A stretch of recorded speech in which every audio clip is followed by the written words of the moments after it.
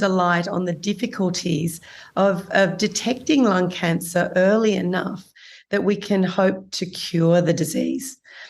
Lung cancer, it's not like breast cancer or skin cancer. There's not a part of the body that we can easily examine on our own in the shower.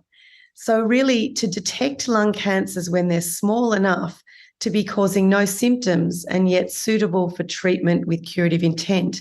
So treatment for sort of suitable for the sorts of treatments that we would hope would completely cure the disease. These cancers need to be detected very early.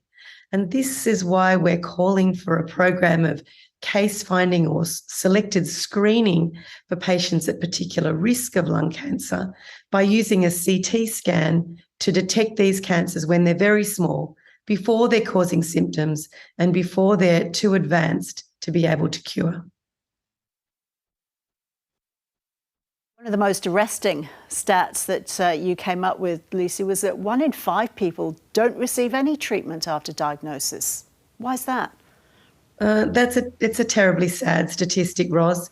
1 in 5 patients with lung cancer present with disease that's so advanced that, in fact, there is no treatment that can cure the disease. There are other issues as well. Many Australians live a long way from the place where lung cancer treatment can be delivered.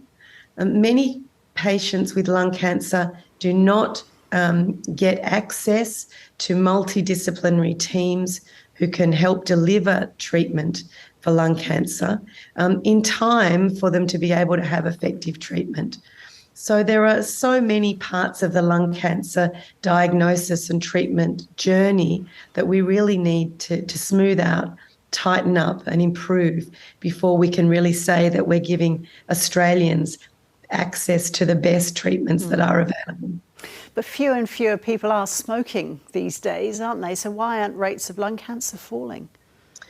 Look, exposure to tobacco smoke has been a very, very important part of a very important risk factor for lung cancer.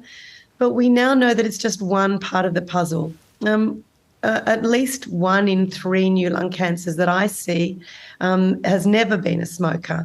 So exposure to tobacco smoke, although it's been a very important part of our history of lung cancer, is not the only risk factor. Really getting lung cancer management right in Australia is going to be about reducing risk and understanding risk better. So that means having Australians given access to smoking cessation and tobacco control measures. But it's also about providing safe workplaces where they're not exposed to dusts and other inhaled irritants that can increase their risk of lung cancer. And it's also about giving us all access to clean air. So these are all very important parts of prevention. Then we've got the issues of detecting cancers very early, so that we can give patients the best access to curative treatment. And then it's about streamlining and improving access to the patterns of care that we do deliver. So this is where the piece about access to special lung cancer nurses is really, really important. Patients with lung cancer that are not able to be cured by surgery or radiotherapy are offered other treatments that include some medicines for cancer, so chemotherapy, and also radiotherapy.